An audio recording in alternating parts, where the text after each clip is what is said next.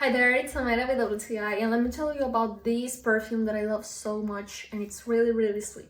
This is the Bath & Body Works Gingham Heart of Gold Fine Fragrance Mist. I love so much the sweet fragrance that this perfume specifically has. It's like a mix of vanilla bean, apple, and sandalwood.